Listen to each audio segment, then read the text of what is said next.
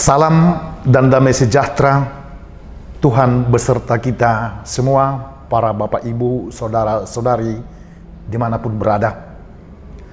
Bagaimana keadaan Anda semua?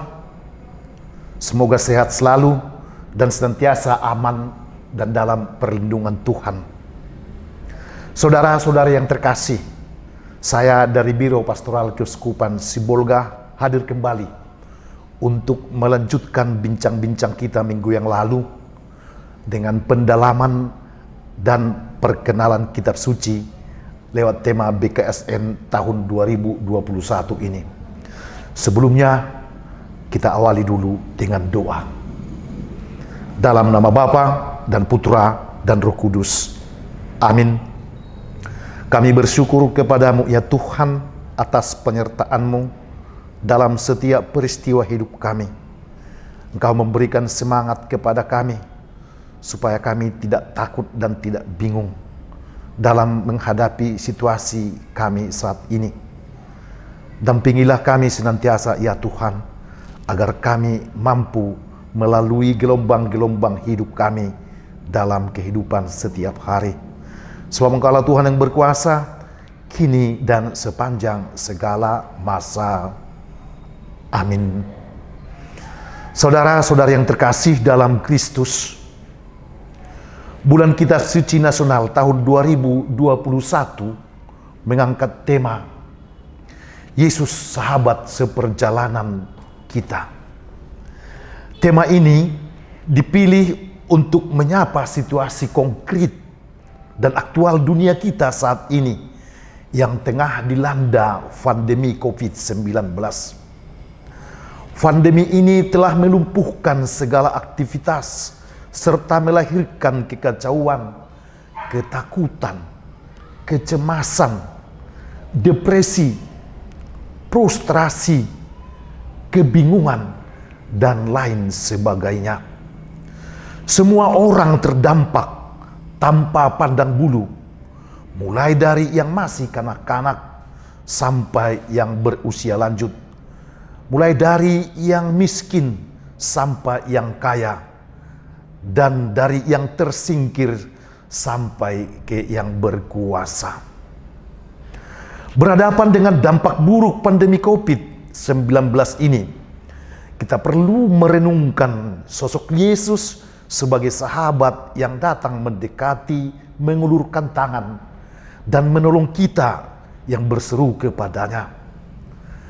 Dengan merenungkan sosok Yesus sebagai sahabat yang selalu hadir menyertai, mendukung dan menolong para muridnya, kita diharapkan semakin sadar akan kebenaran iman kita bahwa Tuhan senantiasa mendampingi, menguatkan, dan melindungi kita dalam situasi yang sulit dan penuh ketidakpastian sekalipun. Dalam waktu 1 bulan, kita akan melaksanakan 4 pertemuan dalam setiap minggu, di mana setiap pertemuan akan membahas setiap subtema tertentu sesuai dengan perikop yang telah dipilih. Minggu pertama, dalam pertemuan pertama, Yesus sahabat bagi mereka yang putus asa. Dalam permenungan ini diambil dari perikop Injil Matius bab 14 ayat 22 sampai 33. Minggu kedua, Yesus sahabat bagi mereka yang kehilangan. Dalam permenungan ini kita dibantu dalam merenungkan kitab suci dari Injil Yohanes bab 11 ayat 1 sampai 44. Minggu ketiga, Yesus sahabat bagi mereka yang menderita. Didukung dan diambil dari Injil Lukas bab 10 ayat 25 sampai 31. Pertemuan minggu keempat, Yesus sahabat bagi mereka yang bertobat, yang diambil dari kitab Wahyu bab 3 ayat 14 sampai 22. Saudara-saudari yang terkasih dalam Kristus, Mari kita coba mendalami tema yang pertama ini. Kita diajak untuk mendalami subtema Yesus, sahabat bagi mereka yang putus asa. Dasar permenungan perikop dari Injil Matius bab 14 ayat 22 sampai 33 ini mengenai Yesus yang mendatangi dan menyertai para muridnya yang sangat lelah dan nyaris putus asa karena sudah tidak berdaya lagi dan tidak sanggup melawan amukan angin sakal. Mereka nyaris putus asa. Dengan mendalami dan merenungkan perikop ini, kita diharapkan menyadari bahwa Tuhan tidak pernah meninggalkan kita ketika kita menghadapi tantangan dan kesulitan hidup yang membuat kita panik, takut, kecewa, sedih, marah, putus asa, dan kehilangan harapan. Mari kita baca bersama-sama teksnya. Injil Matius bab 14 ayat 22 sampai 33. Yesus berjalan di atas air. Sesudah itu Yesus segera memerintahkan murid-muridnya naik ke perahu dan mendahuluinya ke seberang. Sementara itu ia menyuruh orang banyak pulang. Dan setelah orang banyak itu disuruhnya pulang, Yesus naik ke atas bukit untuk berdoa seorang diri. Ketika hari sudah malam, ia sendirian di situ. Perahu murid-muridnya sudah beberapa mil jauhnya dari pantai dan diombang-ambingkan gelombang karena angin sakal. Kira-kira jam 3 malam, datanglah Yesus kepada mereka berjalan di atas air. Ketika murid-muridnya melihat dia berjalan di atas air, mereka terkejut dan berseru, "Itu hantu!" Lalu berteriak-teriak karena takut. Tetapi segera Yesus berkata kepada mereka, "Tenanglah, aku ini, jangan takut." Lalu Petrus berseru dan menjawab dia, "Tuhan, apabila engkau itu, suruhlah aku datang kepadamu berjalan di atas air." Kata Yesus, "Datanglah." Maka Petrus turun dari perahu dan berjalan di atas air mendapatkan Yesus. Tetapi ketika dirasanya tiupan angin, takutlah ia dan mulai tenggelam lalu berteriak, "Tuhan, tolonglah aku." Segera Yesus mengulurkan tangannya, memegang dia dan berkata, "Hai orang-orang yang kurang percaya, mengapa engkau bimbang?" Lalu mereka naik ke perahu dan angin pun reda. Dan orang-orang yang ada di perahu menyembah dia, katanya, "Sesungguhnya engkau anak Allah." Demikianlah sabda Tuhan. Terpujilah Kristus. Saudara-saudari terkasih dalam Kristus, teks ini bisa dibaca kembali dalam hati masing-masing agar dapat ditangkap arti dan pesan untuk kita masing-masing. Kita coba baca dalam hati berulang-ulang. Boleh juga sambil mencari kata dan ayat yang paling berkesan pada setiap orang. Itulah yang menjadi ayat emas bagi kita. Baca berulang kali supaya dipahami, supaya kita tahu isi bacaan tersebut dan akan kita mengerti maksudnya. Ketika kita sudah mendapat ayat yang berkesan atau ayat, misalnya, "Tenanglah, aku ini, jangan takut," dalam ayat 27. Ini bisa diungkapkan dalam sharing apa arti atau pesan kata itu bagi saya. Apa yang harus saya lakukan dengan kata tersebut, dengan situasi yang saya hadapi saat ini. Atau bisa juga dengan mengungkapkan beberapa pertanyaan di bawah ini, sehingga dapat membantu peserta untuk mengambil pesan yang disampaikan, untuk dapat kita wujudkan dalam kehidupan sehari-hari. Saya akan membantu dengan pertanyaan ini. Apa yang dilakukan Yesus setelah memerintahkan para murid untuk pergi mendahuluinya? Nah, apa yang hendak ditekankan di sini, saudara-saudari? Tadi kalau kita ikuti bacaan itu, pasti ingat apa yang dilakukan Yesus dan apa yang diperintahkan Yesus kepada murid-muridnya.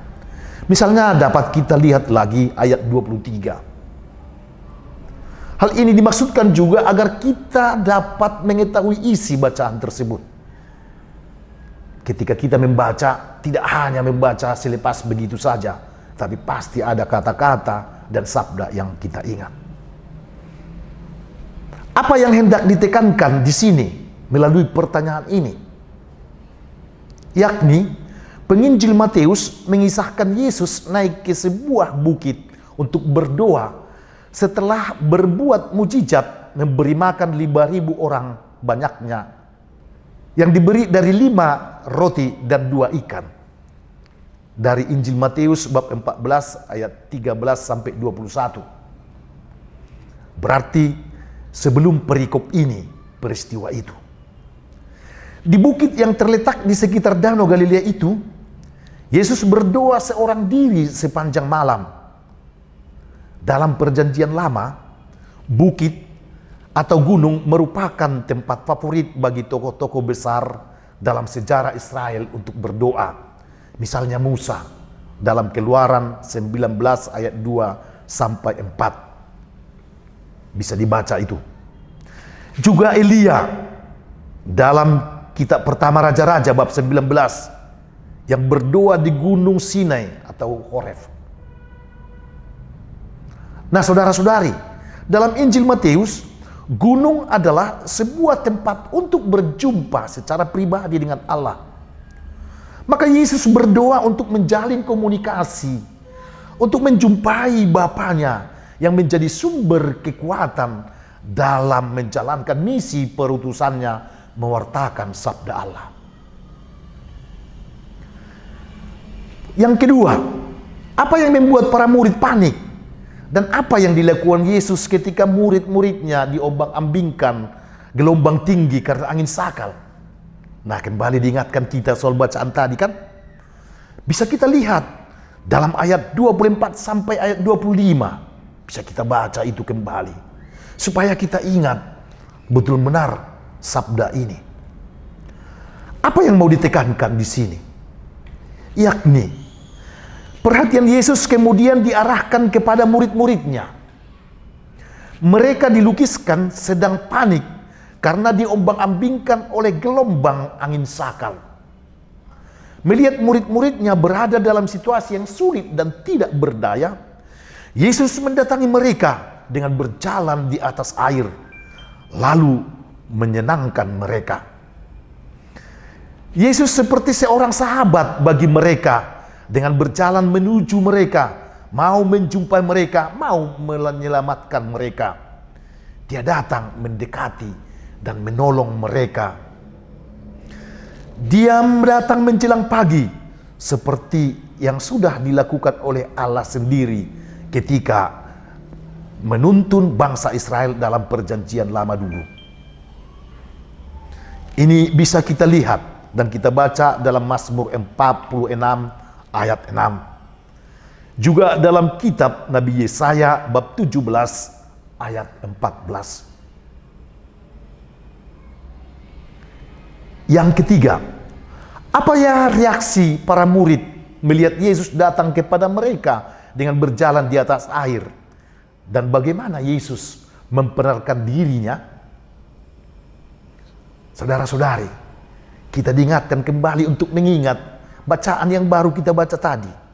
Diharapkan bahwa itu kita ungkapkan. Bisa kita lihat dalam ayat 26 sampai ayat 27.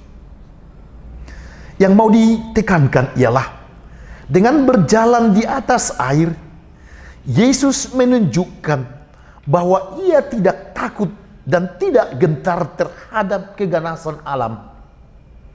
Ia tampil sebagai orang yang memiliki kuasa atas alam, sebab alam tidak mampu menggoyahkan dirinya. Namun para murid-murid berteriak karena takut ketika melihat Yesus sedang berjalan di atas air di tengah gelombang yang tinggi.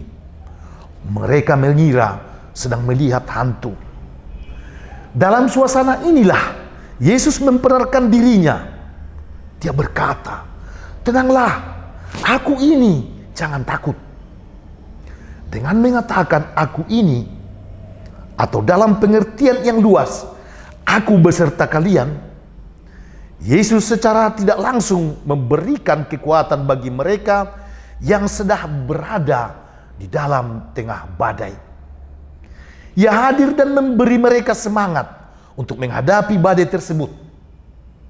Melalui perkenalan ini, Yesus memperkenalkan dirinya sebagai anak Allah yang datang mendekati dan menyertai para murid yang sedang berada dalam situasi sulit dan berbahaya yang disimbolkan oleh gelombang laut yang tinggi.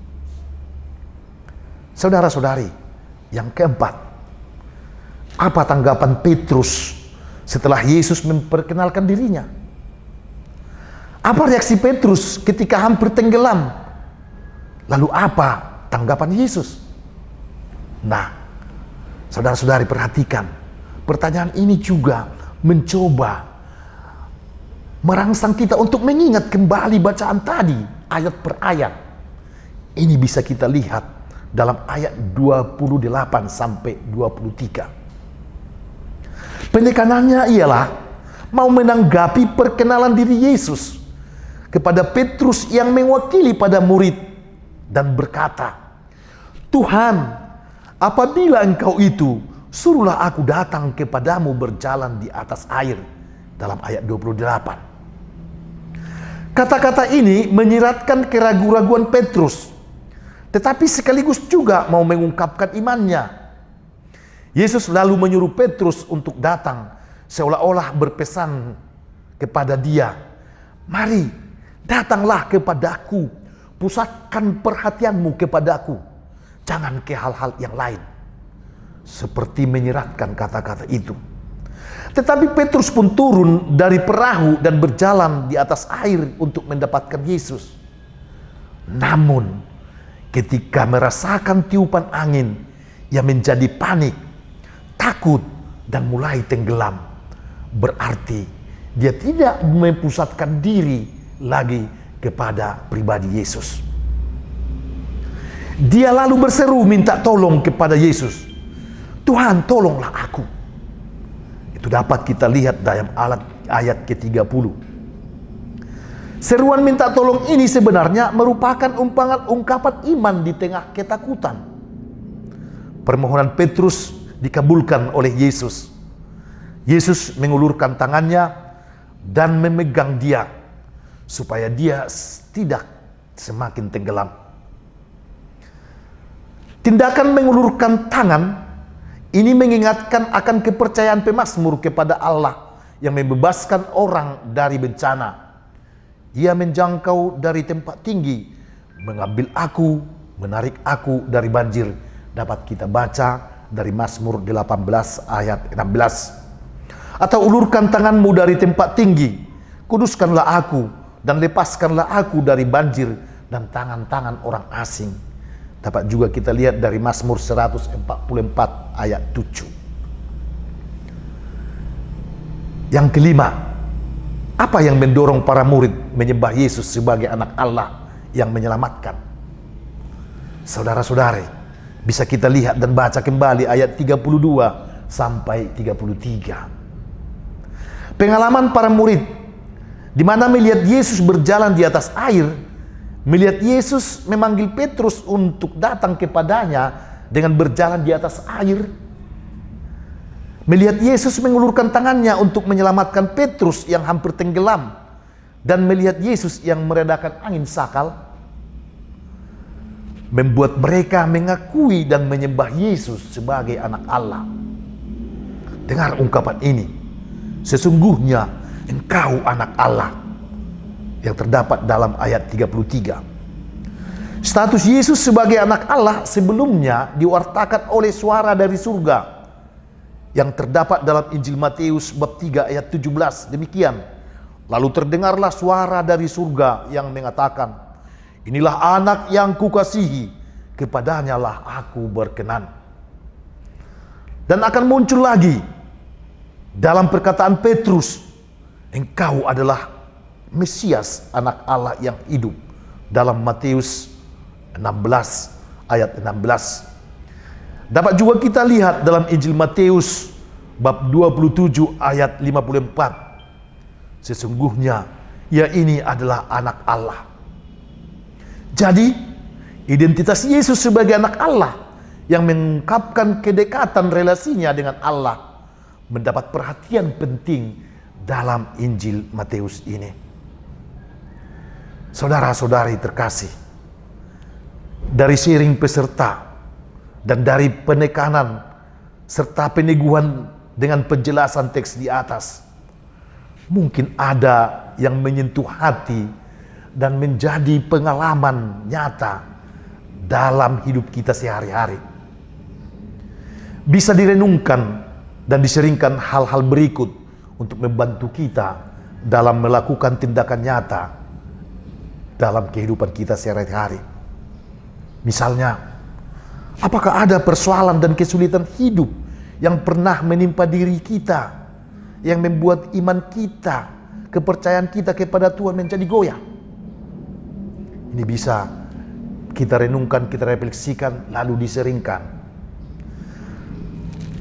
2. Apakah aku mampu untuk mempertahankan imanku saat hampir tenggelam karena persoalan dan kesulitan dalam hidup? Jika tidak, apa alasannya? Mengapa? Bisa direnungkan untuk diseringkan. Apakah aku berani berteriak seperti Petrus, Tuhan tolonglah aku, dan membiarkan Tuhan mengulurkan tangannya untuk membantuku? Kita renungkan bersama untuk diseringkan. Ini pertanyaan yang keempat sangat penting. Siapakah yang menjadi tangan Tuhan untuk menolongku dikala aku menderita dan dalam kesusahan? Bisa kita merenungkan, merefleksikan dalam hidup kita sehari-hari. Siapa yang menjadi tangan Tuhan yang menolong kita? Dengan demikian, untuk pewujudan dalam kehidupan sehari-hari, aksi nyata apa yang akan aku lakukan selama 1 minggu ke depan untuk membalas kebaikan dan cita Tuhan yang telah menolongku saat mengalami persoalan-persoalan hidupku dan kesulitan-kesulitan yang sangat pelik?